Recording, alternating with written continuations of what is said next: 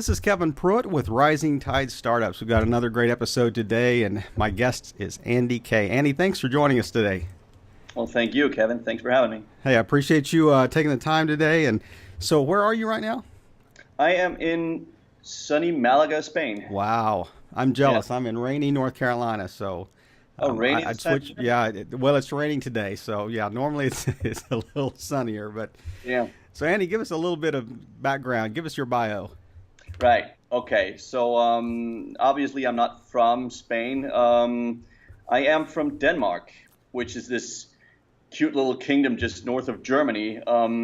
However, I always say that I came from mediocrity, which it might sound kind of pretentious, but hear me out, because the thing is, I didn't have that whole impoverished, dysfunctional background that so many of the world's most successful entrepreneurs have overcome. Yeah. I came from an average middle class family in a suburb in Denmark.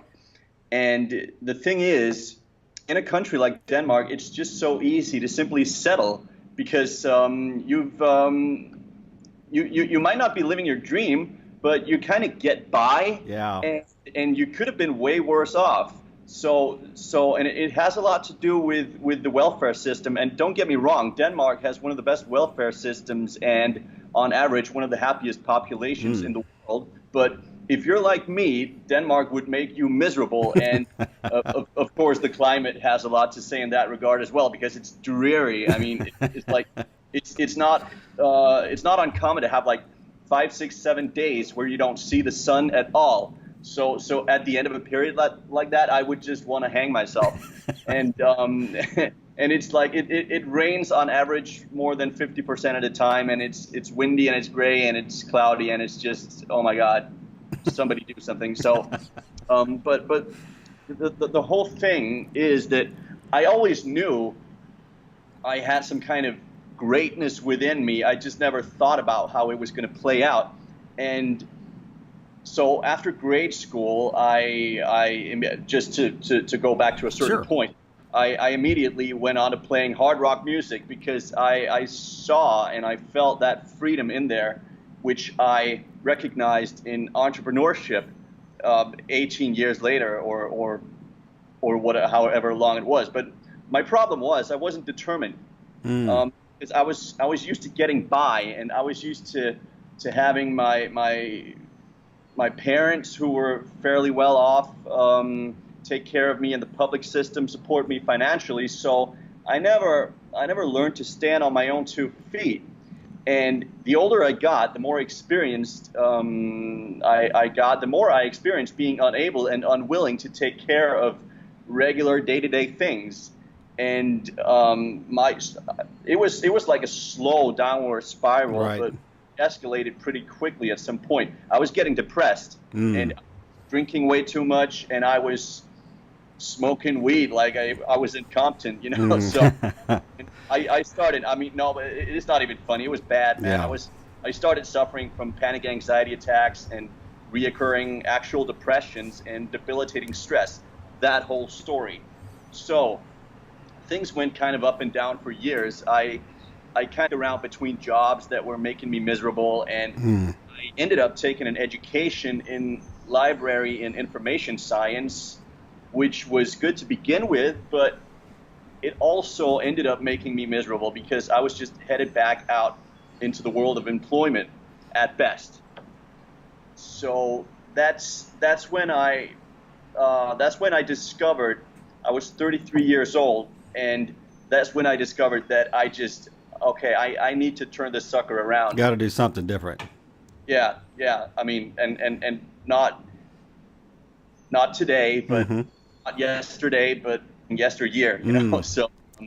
So it was like I wasn't necessarily inspired to become an entrepreneur. It wasn't inspiration. It was more like desperation. Yeah. So I finally reached that point where I felt I had my back against the wall, like you hear so many of those successful entrepreneurs talk about, like Tony Robbins and Les Brown and who not.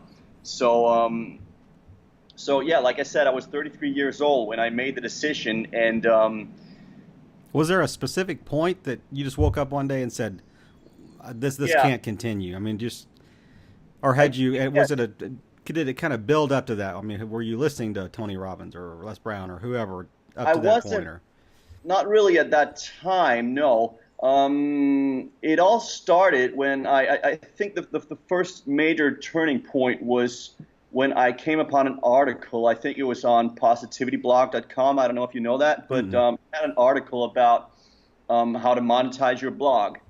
And I had seen stuff like that before, but like so many of my peers, I just thought, okay, scam. Yeah. That's kind of how regular people think. Yep. Because, no, of course, you can't get rich on the internet. You would need to do some physical work because that's where our parents come from. Yeah. So I Good used to word. think like that. Yeah. But I found that article, and it was something happened within me. I guess I was like, okay, I've heard about this before, and obviously people are talking about it for a reason, and I've seen enough examples of people doing it now. I guess what empowered me to make the decision was I had seen a certain critical mass of Sure. examples of Yeah. people doing it, and reading articles from people who'd done it, and so I started following a guy called Pat Flynn. Yeah. You know Pat Yeah. Flynn? Simple passive income. Exactly. Yeah. Yeah, smart passive Or smart income. passive. Sorry. Yeah. I knew it Yeah. was So SPI I somehow. started. Yeah. Yeah, but I started reading his blog, and I was fascinated. I was like, okay, this if this little guy, if this little wimpy, happy-go-lucky guy can do it, then so can I do it. I mean, not a bad word about Pat Flynn, but I was like, the thing that occurred to me when I started following these successful entrepreneurs like Pat Flynn and like Eben Pagan and Ramit Sethi was Mm-hmm. that these guys were regular human beings, Yep. and Christian Michelson and who not. These guys were regular human beings, just like you and me, Mm-hmm. with all of their flaws and quirks and all of that. So I With guess common that, backgrounds. I mean, you can yeah, trace their background, just very common. I mean, just something happened to shift their course somewhere along the line. yeah, exactly. They all talk about having had these like coming from food stamps or like a really snowy farm in Idaho in the middle of nowhere or whatnot. So I was like, Or rainy okay, Denmark. or rainy Denmark. Yeah, boom, there you go.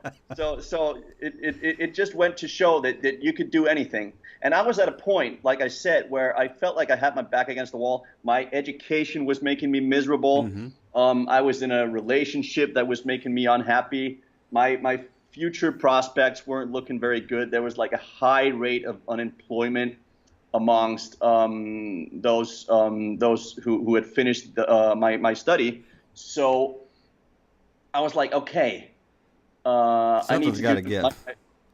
sorry, I said something's got to give. something's got to give. Even the place I lived was making me unhappy. So I was like, okay, can't possibly get much worse. Yep. So I might as well just go big. I might as well just start thinking like I've always been thinking, but never allowed myself to act upon. Mm-hmm. So I turned it around. I stopped studying, and after 6 months, I was working full time on becoming a confidence coach, which is a path I chose because of my personal experience with self-development after getting out of therapy. Like I said, I've been suffering from reoccurring depression since 2003 and panic anxiety since 2005. So I ended up going to therapy, Mm-hmm. and I had a therapist who recommended that I look into mindfulness meditation, which you might say was my first encounter with personal development. And that must have been that was like in 2013, 14 or something, I think. And I let him know one day that, okay, I'd actually like to kind of get out and stand on my own 2 feet. And that's when I started looking into the world of self-development night after night, reading about confidence and success and the mindset of successful Right. and confident people. So it was a world that was familiar to me. So when I came upon the term confidence coach in, I believe that was October 2016, after I'd bought my first online course by Ramit Sethi, I was like, okay, boom, that's it. This makes sense. Yeah. It Yeah. just makes sense. Kind of the stars all aligned, and there it Per- was. Perfect. There it Yeah. was. That's the path I'm going to go in.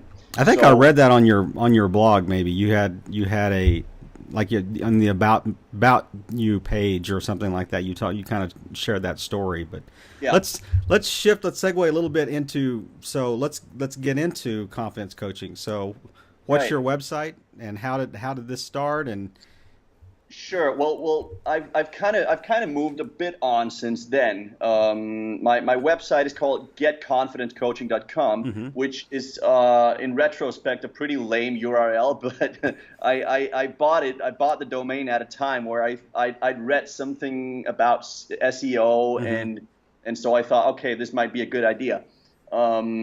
Turns out it wasn't really, but I still have that website for blogging purposes and for having my ebook on there, but um, the what I'm doing now is more, I would call that more success strategy coaching, because another thing is, as it turns out with confidence coaching, sometimes you get some clients um, whom you have to drag out of some kind of dark Sure. places, and the thing about coaching is, we're not psychologists. We're not. Coaching is for people who can take care of themselves. Yep.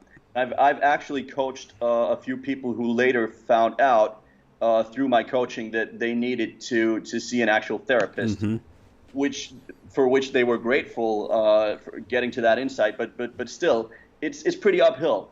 So what I do now is I'm trying to get out on, um,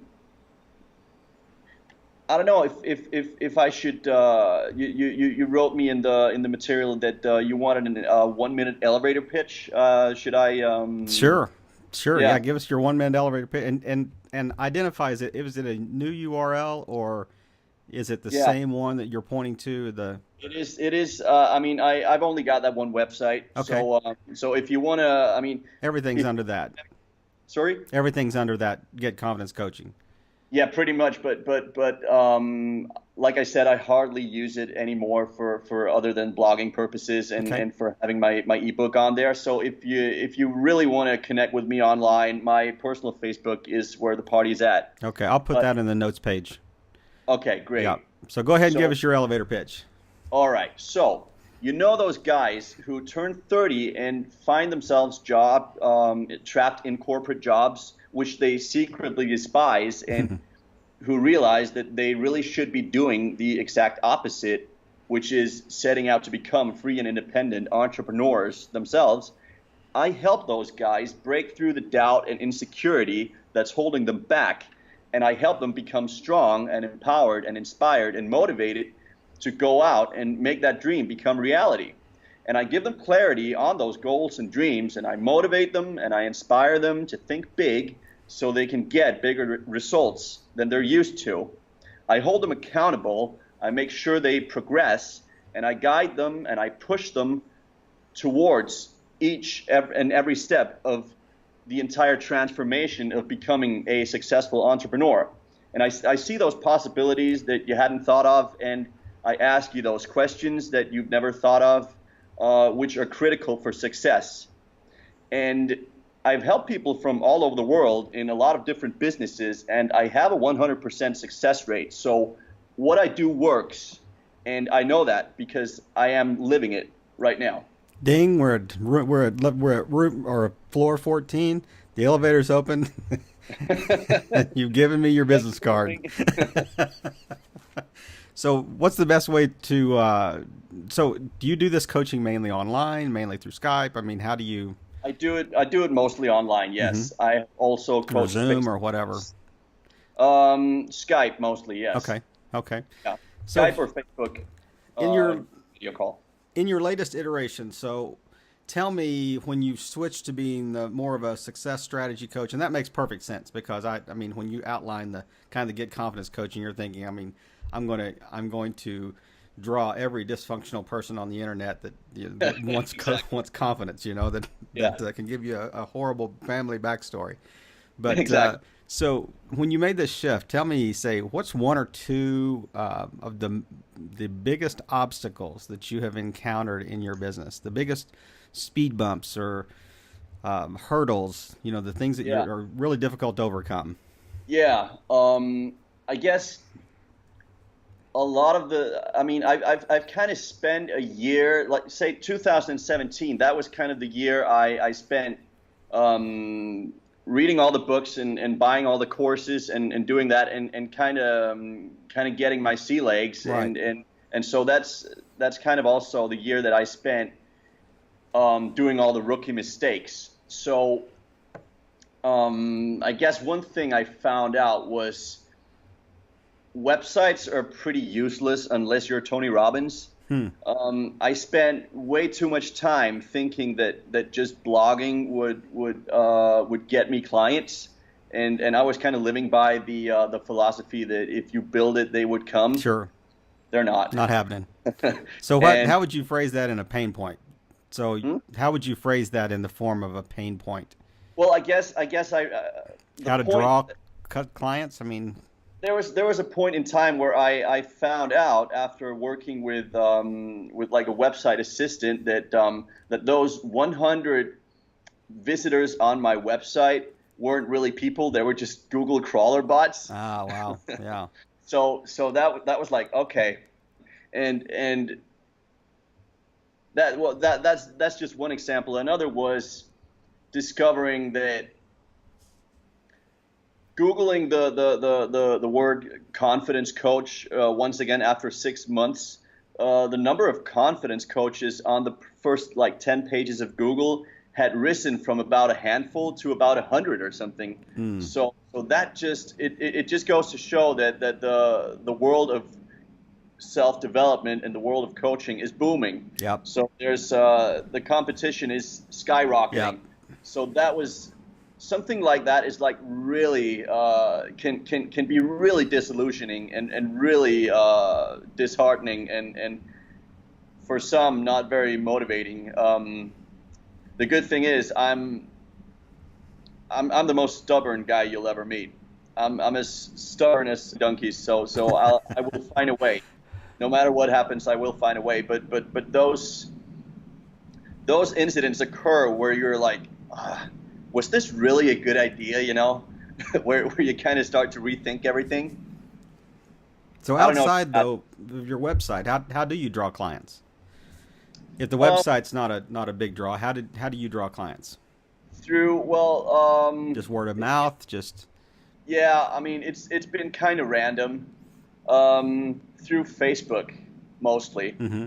I mean, I think actually exclusively so far, but it's been a matter of handing out business cards, which I'm not going to recommend, by the way, because nobody else recommends that. But Yep. but like it was like one client got my business card and hooked up with me and said, hey man, I really like your videos and I've set aside some money for coaching, so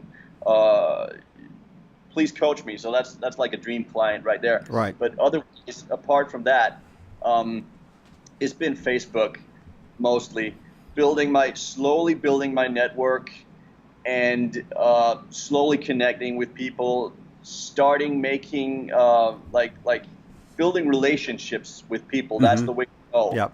Um, People want. I mean, again, unless you're Tony Robbins, then people are not going to come to you. You gotta come to where people are, Right. and that's also why having a website should never be your first priority when starting a business. Like Mm-hmm. I thought, you got to go to where people Got a are. network. You got to network Yep. and you got to deliver value first and foremost. You got to make yourself valuable. That's a key lesson, which I learned way too. I mean, way too late. But it all came together. So Yep. so Well, obviously, you're sitting in Malaga, Spain, paying your bills. And you're Yeah. not in Denmark going, what am I going to do? What am I going to do with my life here? Yeah. A thing about that though is that Malaga is way cheaper than Denmark, and Copenhagen, where I used Absolutely. to live, is one of like the most 10 expensive Yeah. cities worldwide. Yeah. So, We used to live so in London for 9 years. So, yeah, I mean, the Northern European cities are de- expensive. I mean, definitely, Oslo, yeah. yeah, It's Helsinki, they're all expensive.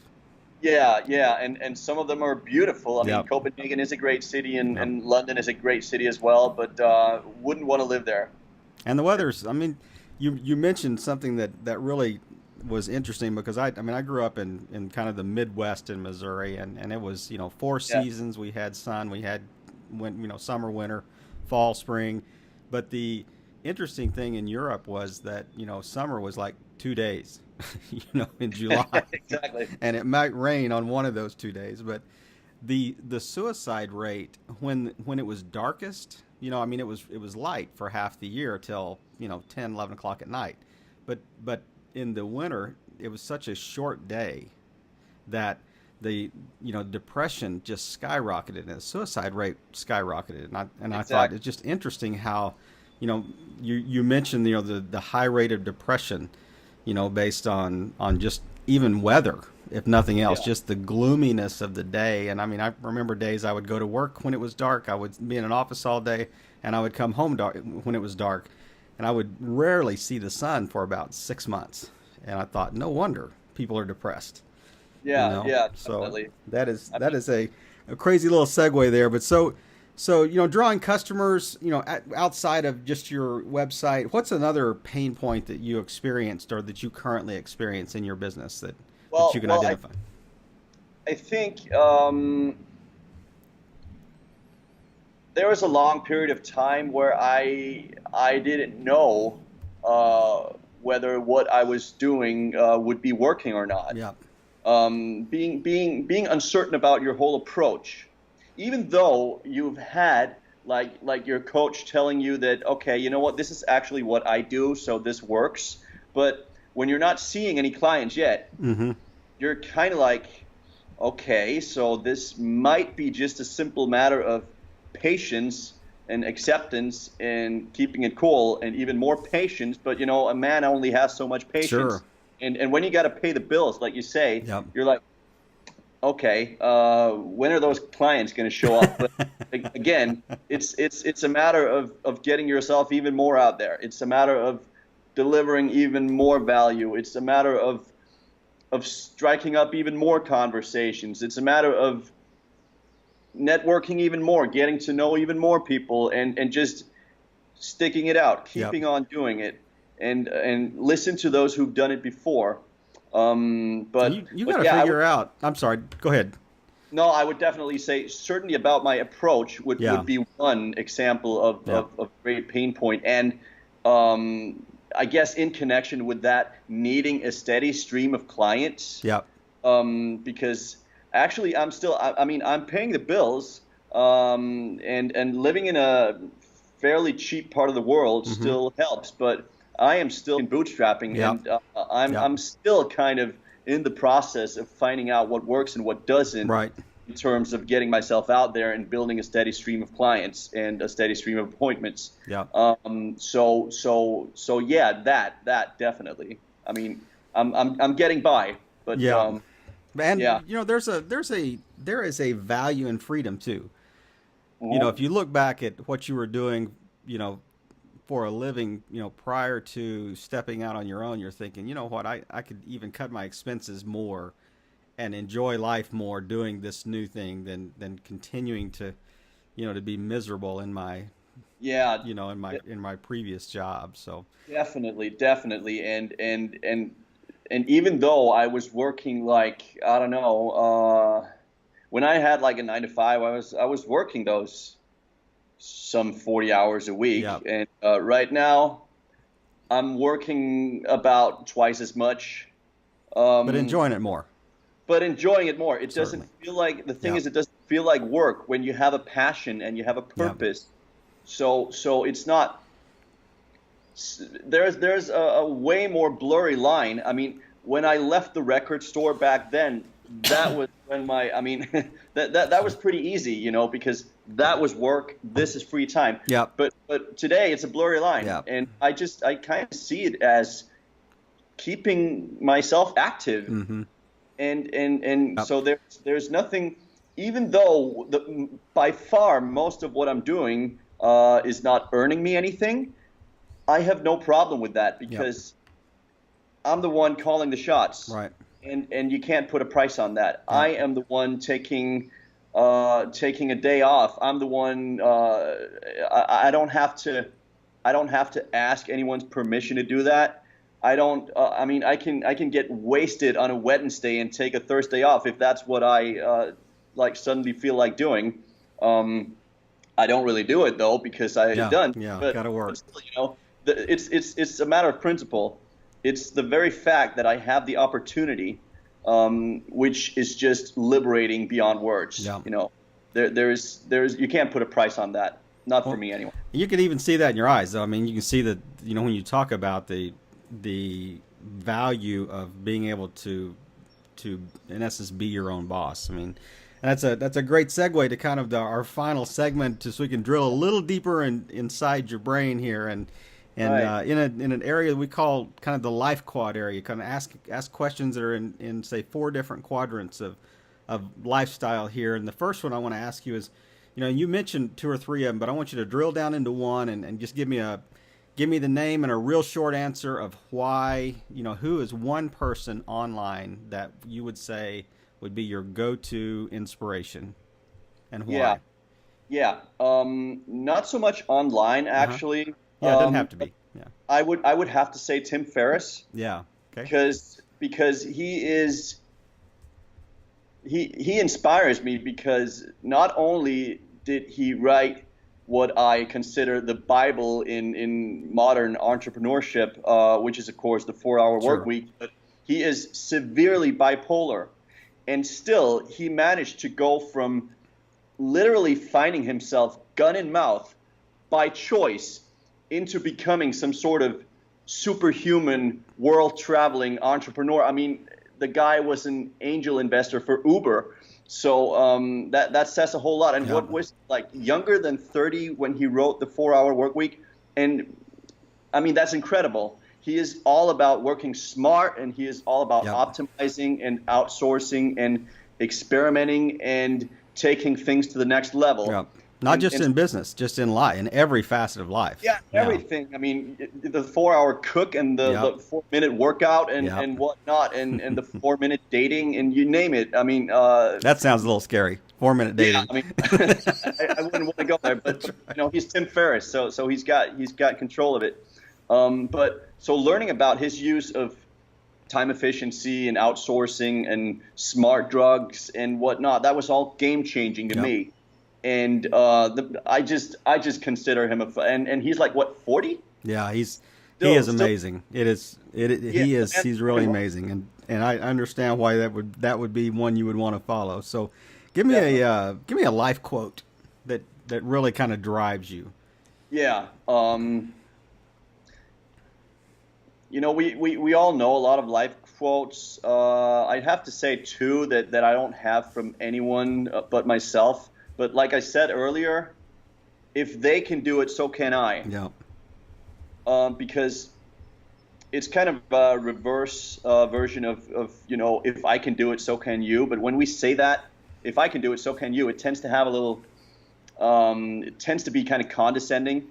So I prefer that version. If Yeah. they can do it, so can I. And if I were to inspire someone, and if somebody should take like one sentence away from me, that would be it. Mm. Um, That you kind of expounded on that a little bit earlier when you were talking about the backgrounds of Ramit Exactly. Sethi and Pat Flynn and whatever. So tell me, Exactly. if you could go back to say a few years ago to your working on your own self, what is one piece of advice that you would give yourself that you think would really move the needle, would really have helped you as Yeah. you launched your business? What's one short, concise, this is what I would tell myself, and I would write it on a piece of paper and I would put it by my laptop and Yeah, okay. So, like I already said, a website is pretty useless. Um, if you want to earn money and become successful, you must find and go where your ideal clients are, and you must actively engage them in dialogue. You must strike up conversations, build relationships, and above all, make yourself valuable to them, because people don't care about you. They care about themselves and their own problems. So they're not going to come to you until you have proven your worth.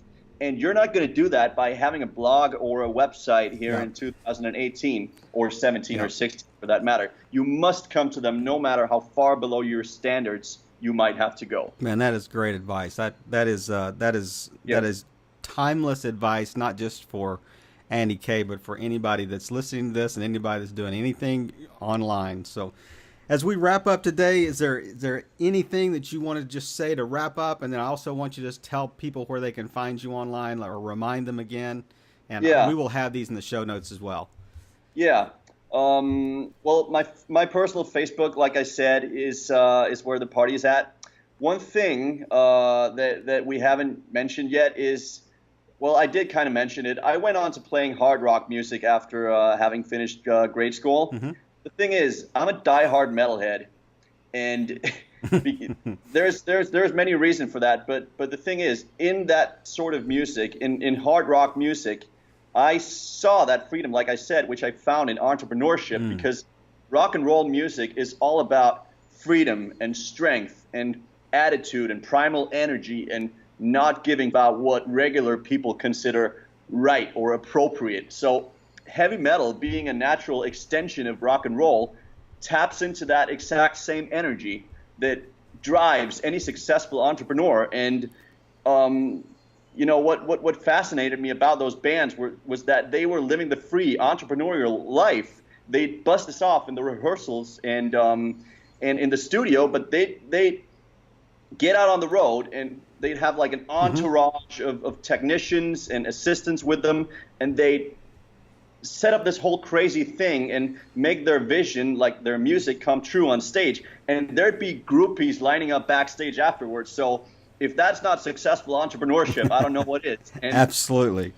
It might not be as simple as that, but all else being equal, listen to Judas Priest, listen to AC/DC, listen to Manowar, because in there you're going to find a powerful energy that is older than mankind itself, and in that energy lies hope and empowerment and freedom. Hey, I know you're not nearly as old as I am, but I was around when they came out live. You just listened to the reruns. Well, Iron Maiden are still going strong. I've actually just seen them in Denmark, so metal forever. They're as old as I am now. That's right. Well, Andy, I really appreciate you taking the time today, and it's just been great connecting with you and hearing your backstory, and I hope that our listeners can, connect with you if it's a good fit, and we'll have some notes on our notes page on our website, but also through iTunes and through YouTube as well. We'll share this episode, but we just want to wrap up, and listeners, it's your turn to kind of speak into the pain points that Andy's mentioned and anything else that you want to mention on the feedback page, and we'll create a personalized feedback report for Andy, because at the end of the day, we want to have a group that is called Rising Tide, because all boats rise in a rising tide. Andy, thank you for joining us today. Thank you, Kevin. Thanks for having me.